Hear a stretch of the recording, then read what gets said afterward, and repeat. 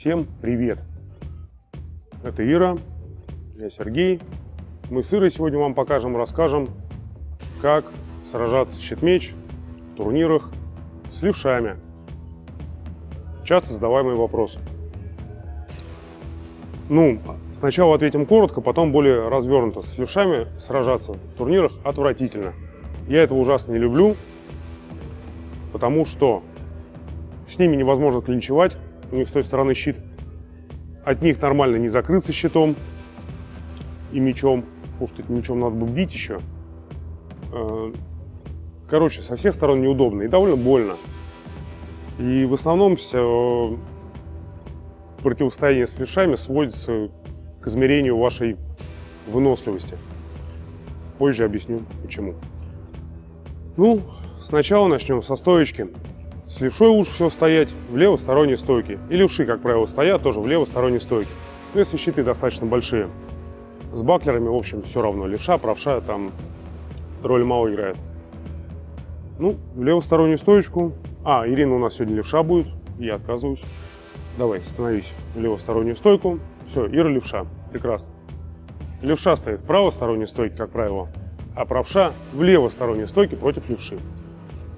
Тем самым мы прячем нашу ножку с той стороны, где нет щита. Потому что натягивать сюда щит не очень удобно. Вот и все. Да. Что касается стойки. Дальше. Основная защита против левши на практически любой дистанции – это терция. Терция, напоминаю, это здесь. И щит. Против правшей в терции у нас щит закрывает голову от обратного удара, от прямого. А против левшей он закрывает ногу от прямого удара в ногу. То есть вот как-то так. Ну-ка, давай все станем симметрично. Щит вниз, меч в терцию. Вот как-то так стоит левша. И, повторюсь, Ира не профильная левша. И как-то так стоит правша против левши. Чуть больше щит все-таки вперед. Во. Как-то так. Вот нормальный левша, вот нормальный правша против левши. Все, и стоим. Стоп, запри, ничего не делай. На дистанции что мы делаем и что мы вообще можем делать? Можем мы только одно. Мы можем бить левше в кисть. А левша может бить в кисть нам. Ничего не делай. Стоим. И пытаемся прямым ударом попасть в кисть. Попутно пряча свою руку. Ручку прячем, либо просто уводя назад, попали, убрали, либо за щитом. Но лучше, конечно, просто убрать назад. Щит, понятно, держим все время ближе к правой стороне, где-то здесь. Что происходит дальше? Если мы выигрываем у левши, там плюс 2 очка ушли, поняли, что судьи это увидели, на этом можно остановиться и больше ничего не делать. Это будет лучшим решением, если левша тоже ничего не будет делать. Но левши такие твари, они все время знают, в чем их сила. Сила их в клинче. Они решают отыграться. Они делают шаг вперед, тоже ничего не делай. Они делают шаг вперед, несмотря ни на что. Прячутся под щит и начинают быстро-быстро, сильно-сильно бить вас по ногам. Бью я, так как, какая разница, может Ира меня бить. Я лучше могу сымитировать левшу. Спрятались под щит и наносим удары. Для вас выхода ровно два. Вы либо вступаете в эту игру с левшой, либо начинаете от него убегать. Как правило, если вы устали и уже никуда особо не бегается, приходится с ним в эту игру вступать, потому что вариантов больше абсолютно никаких. И вот вы стоите вдвоем с левшой, давай начинай меня бить тоже в ногу. Прячься под щит, уходи вот, и бей в ногу. Вот вы стоите, или там двигаетесь куда-то, и начинаете бить в руку, в бедро. Все это выглядит отвратительно, безобразно, и из-за этого я не люблю бои с левшами. Но, к сожалению, эта ситуация, она практически неизбежна. Это может не продолжаться так долго. Вот. Это может быть 1, 2, 3 удара, но все равно вот меня пугает чувство, что я ничего сделать не могу. Я пропускаю удары сознательно и сознательно луплю просто вот, чтобы перебить. Такой против моей природы фехтовальщика. Вот. Можно чуть-чуть улучшить себе жизнь и не просто прятаться под щитом, а делать это в динамике чуть-чуть, то есть пытаясь щитом чуть-чуть закрываться.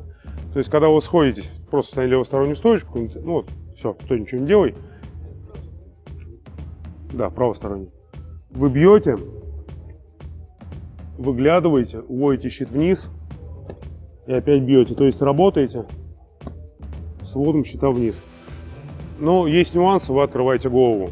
Поэтому, опять же, повторюсь, как правило, сошлись, подняли щит и начали накидывать.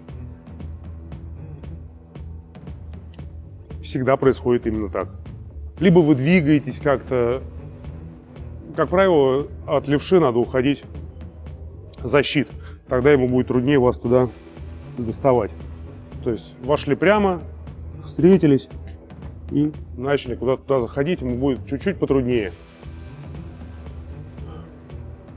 Что еще можешь с левшой делать?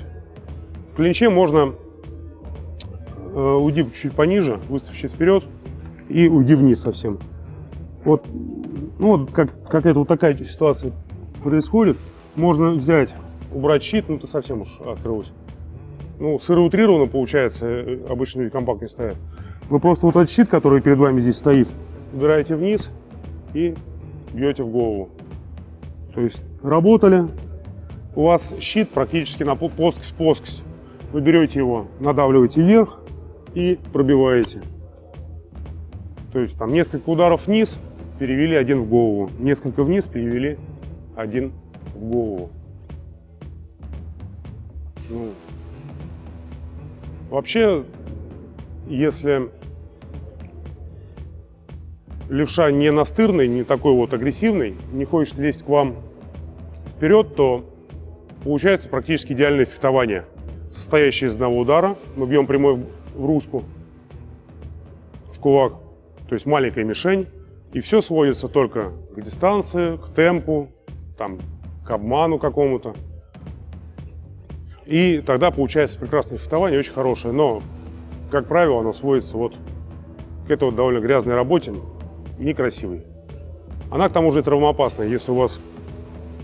А очень часто у турнирных бойцов запястье защищено не очень, то при этом ударе у вас что-нибудь открывается.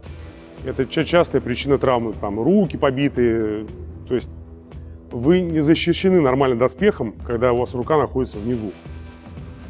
И поэтому вот еще и больно с левшами драться. Как уж они сами справляются, я не знаю. Ну да, так как левша стоит в правосторонней стоечке, а вы в левосторонней, пас левая нога спереди, то на дистанции, кроме если левша зазевается, то можно выцепить обратно в ногу. Ну, не все этому подвержены, не всегда это можно. Плюс ко всему, вы очень сильно открываетесь. Если, когда вы бьете правше обратно в ногу, вы открываетесь для обратного удара. И там, как правило, требуется перевод все-таки какое-то время, чуть больше.